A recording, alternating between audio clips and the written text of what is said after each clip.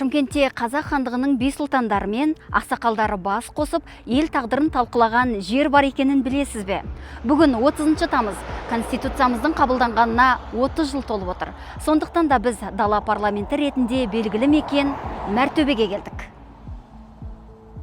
Мәртөбе тарихи кешені Шымкенттің шығысында, Сайрам тұрғын алабынан Қарамұрт ауылына баратын жол бойында орналасқан. Қазақ хандығы кезінде мұнда құрылтай өтіп, маңызды заңдар қабылданған екен. Ел аузында Тәуке хан осы жерде 7 жарғыға алғаш мөр басқаны айтылады. Мәртөбе ұлы дала заңдарының куәсі. Археологиялық зерттеулер бұл жерде ерте орта ғасырлық қалашық болғанын анықтады. Қазір бұл кешен тарихи мәдени ескерткіш ретінде мемлекет қорғауына алынған. Қазақ хандығы қабылдаған ұлы дала заңдарынан бүгінге жалғасқан. Егемен еліміздің мызғымас тұғыры, тәуелсіздігіміздің айнымас темір қазығы, Конституциямыздың мерейтойы құтты болсын.